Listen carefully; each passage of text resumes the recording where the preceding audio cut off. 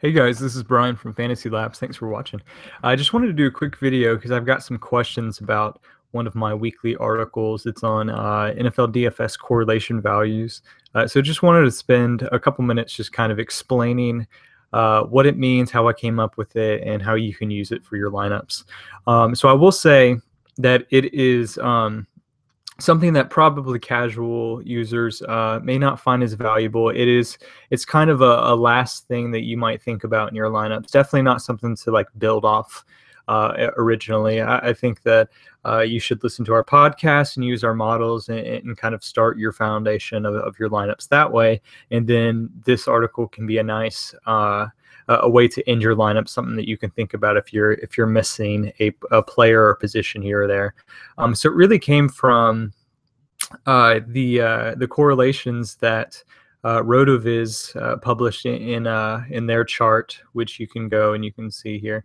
And so it talks about the biggest correlations, and correlation just means that when one player does well, the other player usually does well at the same time. So a quarterback and a wide receiver, when quarterbacks generally do well, that just means that since they have a positive correlation, that their wide receivers usually do well in that same game. And that makes sense because if a quarterback's doing well, he's probably going to be throwing a lot and he's going to have touchdowns. And who are those going to go to? To the wide receiver. So it's natural that they would have good games at the same time. So that's just what a positive correlation means. So here are the kind of the main correlations that are the most positive. So we have the quarterbacks and his three wide receivers, and then the other two are quarterback and kicker, and kicker and defense. Obviously, these two are FanDuel only because DraftKings doesn't have a kicker in their lineup. So just remember that. But obviously, the quarterback and wide receiver can be either site. So let's look at a chart. This is from the first week. I will say that this kind of weekly column, and I put it out, and it looks exactly like this. There's one for week 4, is premium access, so it's only for pro members. But I'll give you a link and a code that you can use if you want to try Fantasy Labs for a trial, or if you want to get the pro access, I'll give you a code that you can use at checkout and give you a discount on it, because I think there's a lot of cool premium stuff that you should check out. So let's look here. So this is for that first week.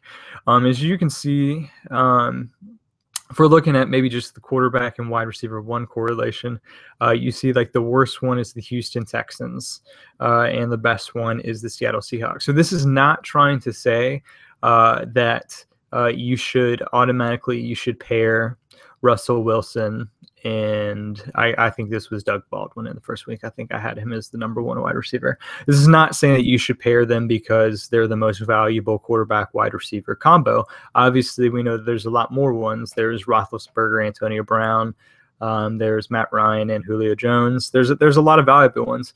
But the way I would look at this, and it's going to be the same for all the correlations, is if you are locked into a position, so if you're locked into a player, so let's say you are taking you're taking Carson Palmer, and you know that's going to be your quarterback. So this just tells you over here what it's going to cost you to get the correlation into your lineup, if that makes sense. So so you have to look at it from already have made a decision. It's not, hey, I should target this because of the high dollar. It's really just, now that I've picked my quarterback, here's what the correlation is. Here's what it's going to cost me to get that correlation.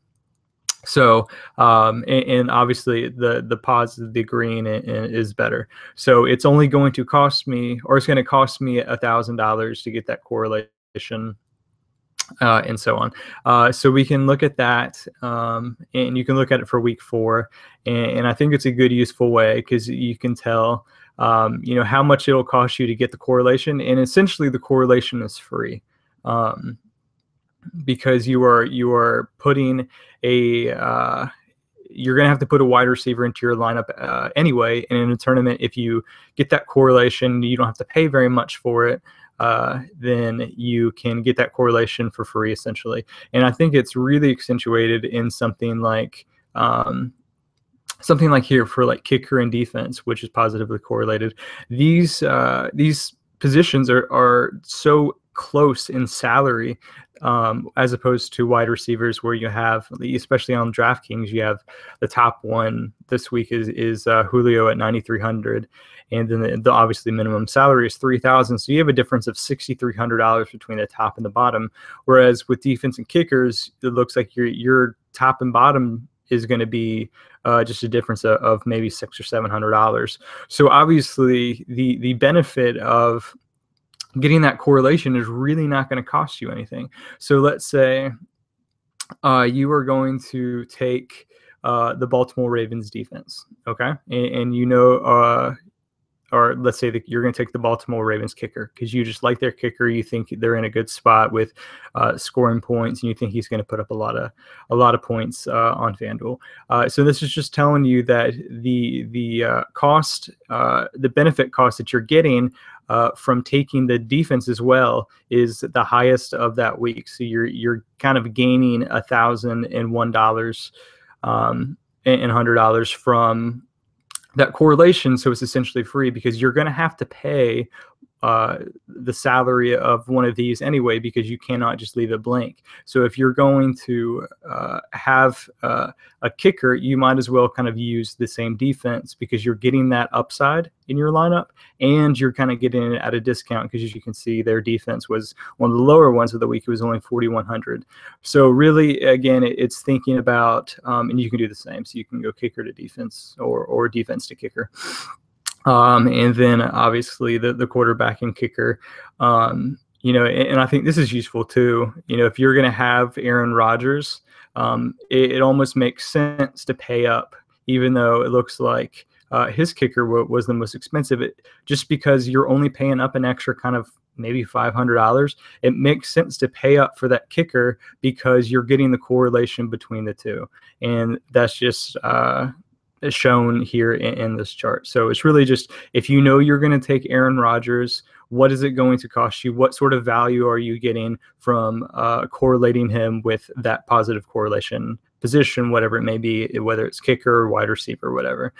So that's something that we're going to post. I know it's a little abstract, and I appreciate you kind of listening to me ramble on about it, but it is a kind of a neat thing. If you're stuck on maybe a kicker or a defense, you're not sure which way to go, I think it's useful to look at these every week and see, okay, where are the values and the correlations, and okay, maybe I should lean this way and get that free upside in my lineup, especially in a tournament lineup. I think it's useful as kind of a thing to check on as maybe Sunday morning as you submit your lineup. So again, it's premium content.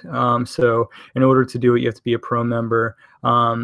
I'll put a link in the description of the video. And if you use my last name, Mears, M-E-A-R-S, you can get a discount on either the trial or the pro membership, and you can try it out. And obviously that will get you access to this chart every week, as well as a bunch of the other weekly articles that I do. A bunch of them are premium. So do that and check it out, and let me know if you have any more questions about it. I kind of did this because I got some questions, and if you have any questions about any other articles or weekly stuff, shoot me a message on Twitter or whatever, and I'll gladly do a video and explain something better if something doesn't make sense. So appreciate it. Thanks for watching, and talk to you guys later.